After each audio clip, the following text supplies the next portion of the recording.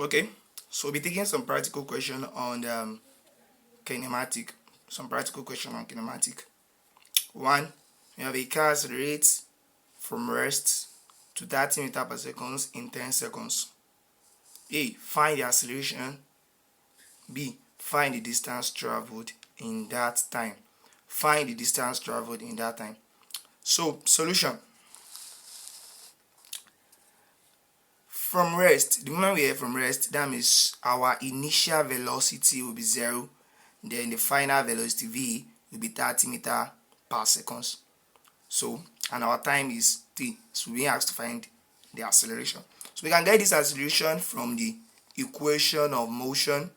V is equals to u plus at. Then we can just make our acceleration A the subject of formula. Then we can get our A is equals to V minus U over T, which is equals to 30 minus 0 over 10. So we're having 3.0 meter per second square. Note, our acceleration is meter per second square because it is the rate of change of velocity. Okay. So the next one we have our displacement, our distance s. So from the equation of motion, s is equals to ut plus 1 over 2at square. So we can easily get our distance. We know our u is 0, so all these parts will be 0. 0 times z 0. So we concern with this other part, which is 1 over 2, and our acceleration, which is 3. So and our time 10. So that's 1 over 2 times 3 times 10 squared, that's 100. Okay, so multiplying this, we're having our distance to be 150 meter. 150 meter. So therefore, our acceleration is now 3.0 meter per second square, and distance is equals to 150 meter. Now, the second question, we have a cyclist move at 12 meters per second, brakes uniformly, and come to a stop in 3 seconds. So what is the cyclist acceleration, and how far does the cyclist traveled while stopping? So cyclist initial velocity is equal to 12 meters per second because it's not from rest this time around.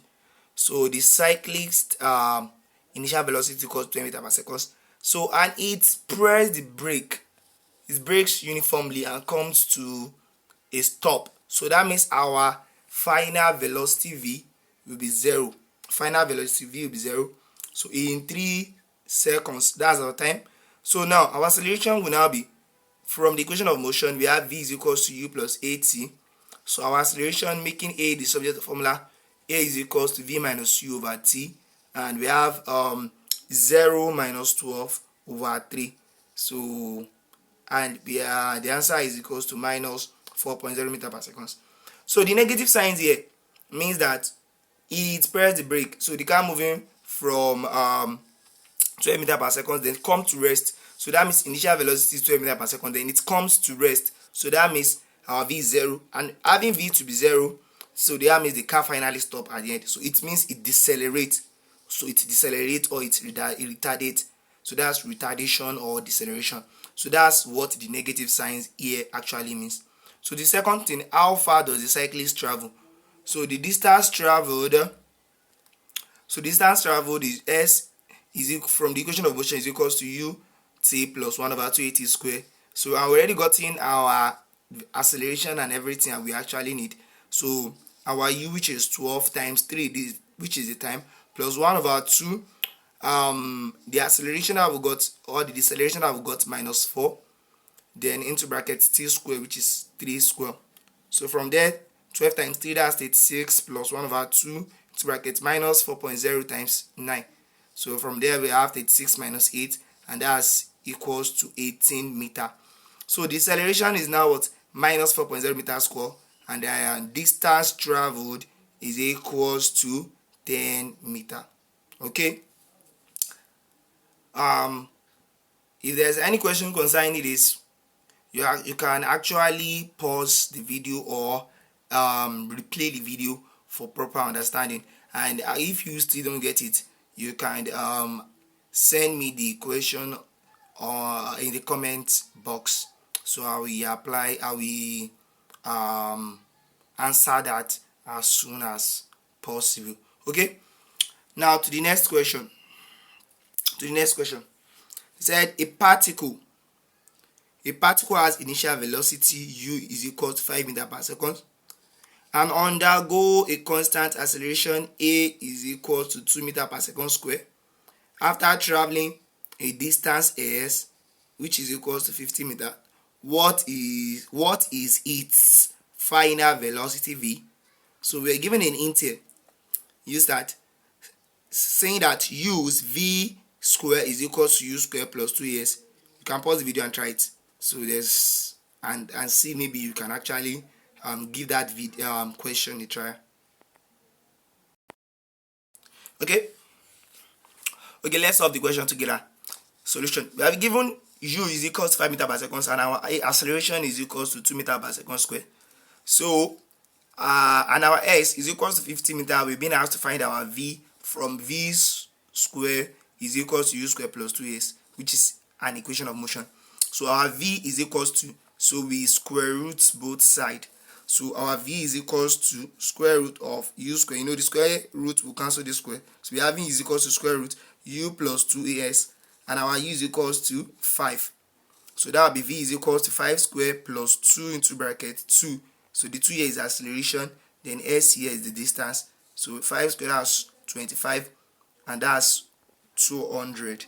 So our v is equals to 200 plus 225 plus 225, that's 225, and square root of 225 is equals to 15. So our final velocity here is equals to 15 meters per second. So our final velocity is equals to 15 meters per second. Now to the next question. Said a stone is thrown upward. With initial speed u is equals to 20 meters per second. Now using the equation of motion, find a the time to reach the maximum height, and b the maximum height reached. Take g to be 9.8 meters per second. This is acceleration due to gravity, not a normal acceleration. Okay, now let's see how this question is going to be solved. Solution: said stone thrown up. The acceleration here is acceleration due to gravity g. Note, the upward is negative. When you throw it upward, it's against the law of gravity, so it's going to be negative. But when it's down, so that's positive, because it's supporting the law of gravity that says that anything that goes up actually comes down. So it's supporting it, so we are taking that as a positive. So take your g to be 9.8 meters per second square. Is an acceleration also. Now back to the question. So a time to reach the maximum height. So we already know that it reach the maximum height. At maximum height, our v is also equals to 0. Now here we'll be using our a is equals to minus g because it's going upward. So we'll be using minus g now. So from equation of motion, v is equals to u plus 80. Then our u is equals to 20 meters per second. Our v is 0 because at maximum height. So 0 is equals to 20 plus, to bracket, minus 9.8 t. We are finding the time to reach the maximum height. So that will be 0 is equals to 20 minus 9.8 t. So so that will be 9.8 t is equals to 20. T is equals to 20 over 9.8. So dividing both sides by 9.8, and we can get our time to be 2.0408 seconds. Now to calculate the maximum height, that's the time to reach the maximum height. Now we have to calculate the maximum height. So from v square is equal to u square plus 2as, or v or h is equals to u over 2g, where our h is equals to height. We can use both in calculating the maximum height, but we can actually use this. It is more convenient. So h is equals to u plus 2g. So h is equals to u square over 2g.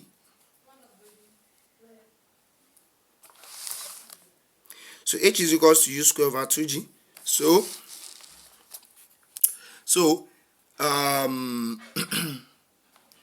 2g. So 20 square over 2 times 9.8, and that's 400 over 19.6. So our h is equals to 20.41 meter. Note is a meter. So our time to reach the time upward to reach the maximum height is 2.041 seconds, and our maximum height is equals to 20.41 meter.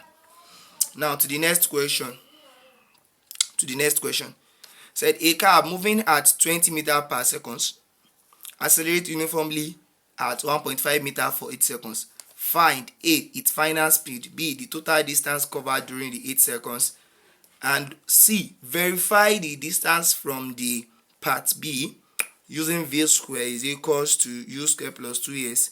That is, compute from the formula and compare the two answers. Okay, you can actually pause the video and try this question. So you can actually pause it and try the question to see. Probably having a better understanding of kinematics. Okay, now let's solve the question. So we're having